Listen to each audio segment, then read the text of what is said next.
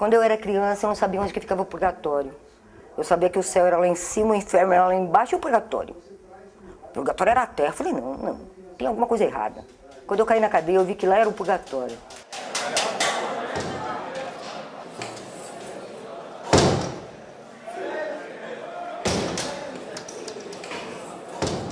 É o purgatório da alma, da pessoa, analisar o que ela faz quando ela sair. A alma está espedaçada. Então, a reconstrução do indivíduo, ele tem que ter objetivos. Porque eu só consegui tirar tudo isso lá dentro porque eu tinha um objetivo. Eu sempre fui de andar sozinho. Minha mãe trabalhava o dia inteiro, nós vivíamos pela rua porque não tinha quem cuidasse da gente. Eu comecei a me envolver no tráfico, eu tinha 19 anos. Eu estava trabalhando na 3 esquinas em São Miguel vendendo crack. E já faltava 10 minutos para me sair do meu horário. A polícia estava me vigiando lá. Aí eu entreguei uma droga pro moleque. E na hora que eu vinha voltando assim, eu já vi os carros vindo. Eu tinha que acordar 10 horas da manhã, né, isso naquela época, acordava dentro de um local onde se vendia droga, minha mãe estava trabalhando, ou eu vendia droga ou eu não almoçava meio-dia, então quer dizer, já era necessidade. Só que aí chega uma hora que aí já pega, a polícia pega aqui, pega ali, já fiquei um pouco mais conhecido na região, aí foi onde conheci algumas pessoas também, aí começamos a roubar. Eu levava carro para o Paraguai. Fui eu que ajudei a implantar a remissão de pena no sistema carcerário brasileiro. Não teria motivo a me tornar um dos maiores traficantes do país, assaltante de banco, um homem que diante da sociedade não teria mais jeito. Não tenho orgulho do que eu estou falando, mas tenho orgulho do que eu sou hoje, como pastor evangélico. O Carandiru, ele foi o início da organização dos presos. E essa escola de organização espalhou para todo o Brasil, porque ali tinha a violência do Estado muito forte. E uma forma, então, de se proteger contra a violência do Estado é se organizar. Eu saí na intenção de comprar um carro para trabalhar com transporte próprio, né? Eu falei com Deus, falei, Senhor, eu preciso de alguma coisa que eu fique do lado dos meus filhos para ver eles crescer. Então o Senhor preparou para mim uma van. Trabalhei com essa van há 3 anos. No começo, como eu não tinha criança ainda para pegar, eu fazia frete aí para gráfica, tudo que aparecia eu fazia. Hoje eu trabalho com transporte escolar. Eu pego por dia 430 crianças. O Complexo do Carandiru teve início na década de 20, quando foi inaugurada a Penitenciária do Estado, começo da década de 20. E, bom, naquele momento, a penitenciária foi inaugurada para ser um presídio ideal, exatamente como havia sido pensado pelos penitenciaristas, que imaginavam que era possível regenerar e tratar os presos por intermédio de isolamento noturno e atividades coletivas durante o dia. Na década de 20, o preso saía da penitenciária do Estado sabendo ler, sabendo escrever, com uma ou várias profissões, porque ele tinha vários cursos profissionalizantes. Lá ele fazia esportes, porque era a ideia de medição, corrupção. Sem dúvida era um modelo falido e tanto que provocou um massacre, provocava inúmeras rebeliões, etc. Mas o sistema atual que buscava criar um tipo de prisão mais eficiente, capaz de reeducar ou ressocializar, acabou dando errado também. São vários carandirus hoje. Para mim foi uma ocorrência da polícia, não chamo de massacre, porque a polícia recebeu ordem para invadir, certo? Do governador Fleury na época. Os policiais cumpriram ordem e massacrados foram policiais que foram condenados, que muitos sequer estavam lá e foram condenados assim mesmo, que é o maior absurdo da justiça brasileira. Foi a mais grave violação de direitos humanos num estabelecimento prisional do mundo. Olhando as entrevistas, por exemplo, dos sobreviventes, todos os relatos de terror nos remeteram muito claramente ao Holocausto. E eles usam a palavra Holocausto para descrever aquilo que seria o horror do que aconteceu naquela tarde de 2 de outubro. Entendeu? Muita morte. Morria, por exemplo, 2 no 9 na segunda, aí na outra semana os caras matavam 3 no 8. Aí na outra semana os caras queriam matar 4 no 9. Entendeu? Aí foi onde esse grupo, nós nos juntamos para quê? Para tentar parar com essas mortes. Entendeu? Então aí a gente era parte da faxina, né? A faxina, não sei se vocês sabem, numa cadeia a faxina é o coração da cadeia, a faxina, né? É quem executa, quem limpa, quem faz, quem leva e quem traz, né? E Então, tem um certo respeito. E aqui é a cruz de vocês. Presídio é cruz, é sofrimento. Ninguém vem para cá querendo. Hoje, quando você fala em Estado e grupo organizado, fica difícil de definir o que é Estado nessa situação toda aí. O que é o Estado? Nossas periferias, e sabe perfeitamente que quem controla a questão da violência são as facções. Nos presídios é a mesma coisa. Qualquer presídio hoje no Brasil, para você entrar no meio da população, tem que pegar autorização dos faxinas ou dos chaveiros, quem está na organização daquele presídio. Então, o presídio hoje está na organização desses grupos, no caso. E o Estado favorece isso. O Estado dá força para isso. Depois de 7, 6 anos e pouco, aí saí, tudo diferente, né? Aí comecei a procurar emprego. Durante esse ano eu trabalhei porque todo dia eu chegava lá, cadê o atestado de antecedente? E puta, fui. E não consegui esse atestado. Por quê? Porque eu tinha que ter um certo tempo na rua para ter esse atestado, eu tinha que ter algumas certidões. E de repente eu não tinha só um processo, eu tinha vários, então era várias certidões. O que dificultava de eu trazer todas e levar até onde tinha que pegar desse órgão competente para pegar esse atestado, né? E se estendeu durante alguns anos. Aí chegou um tempo que já não tinha como eu pegar o atestado, eu tive que falar, não tem atestado e o que seja, então tchau. A sociedade não está preparada, o presidiário hoje, ele cumpre a pena dele, saiu no semiaberto, um exemplo. Ninguém dá emprego para ele. Quando eu fui tentar arrumar emprego, eu saí da cadeia, eu fui tentar arrumar emprego, me pediram um tal de antecedentes criminal, que é um tal de nada consta. Eu fui na Polícia Federal tirar um nada consta e veio tudo consta. Então, cadê que me deram alguma coisa? O cara olhou aquela ficha desse tamanho, 28 metros de papel, moço, que é isso? Não, eu era traficante, eu tinha 6 mil traficantes no meu poder. Eu liderei o tráfico de droga internacional, ligação com a máfia chinesa e máfia italiana. Eu fui um traficante da barra pesada, como na linguagem popular. A minha capivara, que é a linguagem policial, era 28 metros de papel. Então, a sociedade não está preparada para isso, as empresas não estão preparadas, as autoridades não preparam o camarada para sair. Mesmo no momento da punição, o direito humano precisa ser respeitado. Então a gente reconhece muito a ideia do direito humano, e é um senso comum, especialmente no Brasil hoje, de que o direito humano é um direito para aquele que comete crime, quando na verdade não é, né?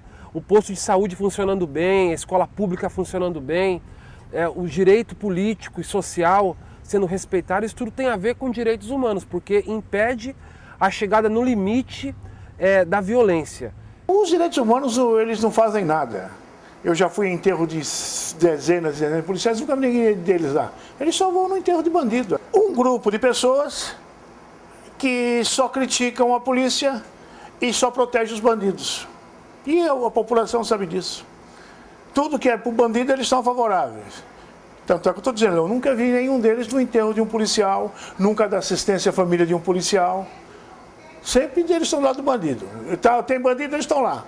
E, infelizmente, os nossos governantes fazem a mesma coisa, vão junto com eles. Eu já vi situações que eu falo, pera lá, isso aí não é um cara que está numa função pública de julgar alguém, porque ele está com, aí, sabe, um conteúdo moral em cima, avaliando aquela pessoa que tá assim, passando por cima de todos os direitos que a pessoa tem, assim, direitos humanos, sabe? Eu vou montar uma delegacia para cuidar dos animais que estão sendo humilhados. Gente, pelo amor de Deus, os animais estão sendo humilhado está sendo nós que sai da cadeia e não tem o que comer, o que correr atrás, um emprego para trabalhar. Olha só, esses dias, tava lá morando lá sozinha, pagando R$300 de aluguel, sem trabalho, com a água e a luz saía R$370, R$380, quase 400, um cômodo do tamanho desse aqui que vocês estão vendo. Fiquei sem o meu gás, não tinha o que comer dentro de casa. Tinha o arroz, tal, tudo bem. Não tinha o que comer. O que eu fiz? Fui num lugar que eu já trabalhei e pedi emprestado para minha patroa. Por favor, você tem como? Ah, eu não tenho.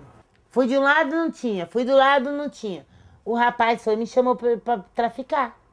Perguntou para mim, e aí, Tilica, tem como você ficar aqui umas 3 horinhas, que eu tenho que resolver umas fitas aí? E você passar uns bagulho aqui pra mim, que eu te arrumo o dinheiro do seu gás. 3 horinhas eu podia passar 30 anos na cadeia, mano. Você entendeu? Porque se a polícia me pegasse com aquele tanto de droga que eu tava ali, lança-perfume, farinha, crack, maconha, você imagina, é uma quantidade nervosa de cada saquinho. Foi 3 horinhas mesmo, 3 horas e meia, que foi o tanto que o menino demorou. Mas eu rezando ali, ó, pedindo a Deus só pra mim conseguir meu gás pra me comer. Com esse dinheiro, eu fiquei, você acha que ele me deu mais do que os 35? Ele me deu 40 reais. O gás era 33, 32. Eu comprei o gás, comprei 1 quilo de arroz e uns legumes eu pedi na quitanda. Eu pedi os legumes pro homem pra mim poder fazer, pra mim comer. Qualquer mulher que saiu do sistema prisional, ela vai estar um pouco mais, numa condição mais complicada do que um homem. Porque a mulher na sociedade já tem em si os seus fatores de exclusão, né? E opressão. Se ela passa pelo sistema que também aí fornece para ela mais um pezinho, rapaz, é difícil, viu? Vocês veem que eu choro porque eu não gosto de perturbar ninguém, magoar ninguém. Não queria que estivesse acontecendo isso. Eu tô muito chateada com isso, muito chateada. Por isso eu falo para você, se o governo ajudasse a gente, eu não precisava estar passando por isso. Olha, é verdade que nós temos uma boa parte de criminosos que são pobres. Mas isso não quer dizer que eles não são pobres bandidos, são bandidos pobres, na verdade. Não deve haver nenhuma contemplação da lei em relação ao bandido. Seja o criminoso engravatado, que está lá na Papuda, em Brasília, seja o bandidinho de bermuda e chinelo da esquina. Eles fazem mal para a sociedade da mesma forma. O sistema penitenciário hoje ele precisa ser revisto, né? Eu acho que fundamentalmente nós temos que primeiro criar mais presídios. Sinto muito, nós temos que criar mais presídios para que eu possa encarcerar as pessoas que precisam ficar encarceradas e com isso aumentar o sentimento de impunidade. Eu também não vejo essa questão como uma necessidade 100% de ressocialização. O aprisionamento não é o único modelo de punição. Hoje as prisões estão superlotadas e nos 27 estados brasileiros, de dentro das prisões, se comanda o tráfico de droga do lado de fora. As prisões viraram grandes centros de gestão de crime, né? Então, quando você aprisiona em grande quantidade, muitas vezes você acaba contribuindo até para a formação de redes e contatos, uma espécie de NBA na carreira criminal. Eu não acredito que a instituição prisional seja capaz desse movimento de ressocialização. Então, durante muito tempo, né, então, do final do século XIX até pelo menos meados da década de 60, acreditava-se muito que no interior da instituição prisional era possível preparar as pessoas para a vida em sociedade. A partir dos anos 60, ficou muito claro que a prisão impõe um movimento de exclusão do indivíduo, do meio social, dos seus vínculos afetivos, dos seus vínculos comunitários, dos seus interesses, que vai absolutamente no sentido oposto a esse esforço de fortalecimento das relações sociais de uma determinada pessoa. Agora, com relação à preparação do preso como egresso e voltar à sociedade, nós temos um grande mito que é a ressocialização. Você não transforma uma personalidade atrás de grades. Alguns estados do Brasil, depois do Carandiru, tentaram refletir algumas propostas, mas não temos nada efetivo que pode dizer o Estado conseguiu fazer o que a lei determina, a reintegração social. Não existe isso no sistema prisional brasileiro. E a gente sabe que desde que foi criado o sistema prisional, ele nunca cumpriu essa função e nunca vai cumprir, porque é contraditório. Alguém que não sabe viver em sociedade, você isola para aprender a viver em sociedade. Então o sistema prisional, na sua origem, na sua base, já é contraditório. Não tem condição nenhuma, né? O sistema foi feito para que a pessoa não volte a fazer parte do mundo, né? Eu acredito na recuperação do ser humano. Mesmo que a recuperação desse ser humano seja do governo. Por quê? Porque para recuperar o preso tem que recuperar o governo, né? Para eles poderem enxergar e para poder reeducar o preso. Porque enquanto não tiver essa recuperação, não dos presos, do governo, o preso vai continuar do mesmo jeito, a escola vai continuar do mesmo jeito e, né, acho que sucessivamente. Mas eu acredito. Por que continuamos acreditando na prisão? Porque ninguém hoje em dia acredita que a prisão ressocializa ou faça algum bem para qualquer pessoa. O enigma é saber, então, por que continuamos usando a prisão para resolver todo e qualquer problema social. Ainda não se inventou algum modelo mais eficiente do que a prisão, né? Mas cada vez mais se discute a importância das prisões ficarem restritas aos crimes violentos e aos crimes graves. Tráfico de drogas, furto, e outros tipos de crime que não envolvam violência, não necessariamente precisa levar ao aprisionamento. Existem penas alternativas, não significa que não se defenda a punição, deve haver punição, mas outros tipos de punições, que podem ser desde multas que atinjam o bolso do criminoso, ou mesmo penas alternativas de diversos tipos. O sistema penal que temos hoje, ele só colabora, que é um sistema seletivo, que ele gosta de prender a juventude periférica e pobre. Tu podes ver, o nosso presídio foi feito para essa população. A cadeia e o sistema de punição, de maneira geral, sempre foi e nasceu para atender a população negra, escravizada, e depois, do pós-abolição, os descendentes dos escravos e a população trabalhadora e pobre como um todo. Então a cadeia é para pobre, a cadeia é para negros no Brasil. Temos que ter outra justiça penal, outra forma de lidar com a delinquência. Então é a mudança aqui da justiça penal e também da própria sociedade. Mas as experiências que eu conheço que saíram e que se reinseriram na sociedade não foi pela política pública, foi pela garra, força, apoio da família, apoio dos amigos. Eu faço parte do Conselho Gestor, né? Eu sou membro do Conselho Gestor aqui do Casarão, junto com o pessoal do Amigos da Vila, né? Que eu represento lá do Jardim Brasil, Centro Cultural Nelson Mandela, né? Que é esse centro cultural que a gente está formando. Mas tenho muita fé, muita. Hoje eu acho que na minha opinião, acho que eu estou mais aqui em pé devido por onde eu passei e o que já aconteceu comigo por causa da fé, por causa de Deus, por causa que se fosse por outro motivo eu tinha ido. Eu saí, fui trabalhar e fui lutando por aí, né?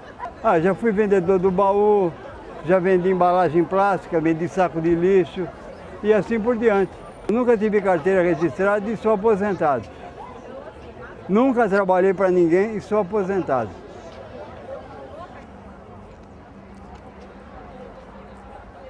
Essa é minha aposentadoria. Esse se chama LOU, é por idade. Eu vendo revista, trabalho umas 2, 3 horas por dia. Só não trabalho dia de segunda-feira. Eu recebo um salário mínimo de aposentadoria e ganho R$4.000 por mês com a revista. Quando foi um dia, o meu pai, legítimo, apareceu lá, ele veio de Goiânia. E ele tinha sabido que a minha mãe tinha morrido, ele veio para pegar um dos filhos para ajudar. A minha irmã, por não gostar muito de mim, que eu era mais danada, entregou eu para ele. E meu pai, um dia chegou bêbado em casa, eu estava dormindo, meu pai me amarrou e me estrupou. Entendeu? Ele me amarrou, meus pés, meus braços, e me estrupou. Só que quando ele fez isso comigo, foi a primeira vez que eu senti ódio na minha vida. Eu tinha 12 para 13 anos. Eu senti um ódio muito grande. Que ele me machucou, ele me bateu, nossa, ele fez coisas horríveis comigo. Eu fiquei muito doente, eu fui internada, fiquei 1 ano sem falar, foi muito sofrimento. Sem andar, fiquei... O que aconteceu? Eu arranquei o olho do meu pai dentro de casa com um garfo. Porque depois que eu consegui me soltar, eu dei uma pesada nele, ele tava bêbado, ele caiu, eu peguei aqueles garfos de levantar folha seca assim, enfiei nos olhos dele e arranquei o olho dele. E saí correndo peladinha pelo meio das mandioca. Fui sair na avenida. Quando eu saí na avenida, veio vindo um carro, eu dei sinal, eles me levaram pra delegacia, eu voltei com o delegado, pegou ele em flagrante, ele foi preso, ficou 10 anos e eu fui pra FEBEM.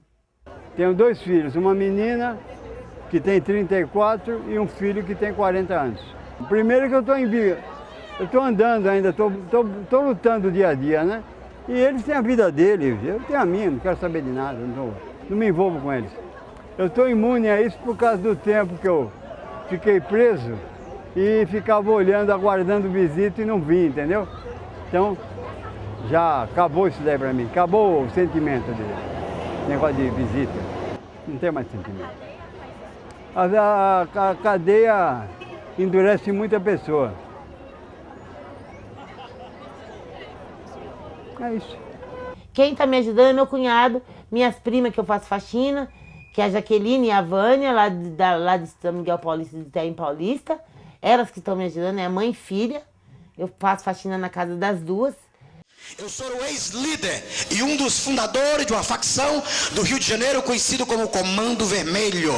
E fui condenado pela justiça brasileira a 300 anos e 6 meses de cadeia.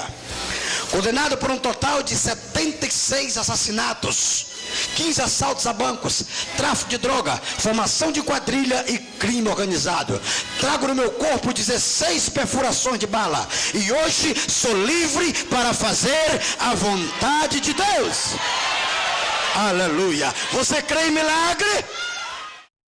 Hoje sou conferencista internacional, por já termos pregado em 32 países, América, Ásia e Europa. E sou um ex-líder e fundador de uma facção conhecida como Comando Vermelho, não PCC. Apesar que PCC tem um novo estatuto do PCC, que foi eu que criei. Quando eu aceitei a Cristo como meu Salvador, que passei para a igreja, o Comando Vermelho começou a me perseguir e a tentar tirar minha vida. Eu fui ameaçado de morte. Ou eu voltava para o Comando Vermelho, ou eles me matavam. Foi a época que fui obrigado a deixar o país e fui morar fora do país para que eu pudesse escapar da morte, não viesse a falecer. A sociedade me vê hoje com outros olhos. Antigamente todos me criticavam e me julgavam. Hoje me vê como uma pessoa vencedora, mas vencedora eu não sou. Sou vencedor em Cristo, não pelo que eu tenho. Marcas muito fortes. Marcas até do tipo das 5 horas da tarde, normalmente é hora da contagem, né, nos presídios. Então você tem que estar ali de pé, que a polícia vai passar e contar. Das 5 horas da tarde, uma pessoa que sai da prisão, ela para, sabe? Condiciona o corpo, assim. Ou uma pessoa que passou por um RDD, que é aquele regime diferencial, sabe? Que é ficar 1 ano numa cela, sozinho, sem sair, sem ninguém. Provoca, tipo, sabe aqueles unidos, assim? De ficar muito tempo em silêncio, porque eles mesmo fazem todas as celas de modo a produzir esse sofrimento. E a pessoa sai de lá ouvindo esse silêncio, sabe? Eu saio de lá perturbada, eu falo sozinha. Você acha, eu tenho 52 anos, eu falo sozinha, às vezes tô lá no meu quarto, tô falando sozinha, tô aqui em casa só falando sozinha. Isso é perturbação. Muita perturbação, muita coisa ruim que eu vi dentro da cadeia. Eu vi gente morrer, eu vi gente matar, eu vi polícia bater, eu vi polícia invadir. É muita coisa. Eu já vinha me condicionando que poderia sofrer isso, que poderia ter preconceito por diversas situações. Só não sabia que duraria tanto tempo, porque hoje já faz 10 anos, mas é que nem você falou, a gente vai se moldando, né? Se moldando e aprendendo cada vez mais a superar. O que faz mudar a pessoa só tem uma coisa, a velhice. Se chegar a ficar velho, a pessoa muda automaticamente. Porque quando é novo é uma coisa, depois que fica velho já não tem a mesma garra que tinha antes. Costumo dizer que eu troquei as armas, a escopeta 765, a Mosmos, que é foto 38, 22, 380, R15, Real Zafal, a Magna 357, pelo um calibre de número 66, que é a Bíblia Sagrada. Então, meu sonho é abrir meu carrinho de tapioca, vender minhas tapioca aí, porque já que não dá pra trabalhar pros outros, eu vou trabalhar pra mim. Que não passa um aniversário meu nem dos meus filhos sem festa. Porque eu já passei fome na vida e hoje em dia o Senhor me dá de tudo. Então eu não tenho motivo para chorar, é só sorrir.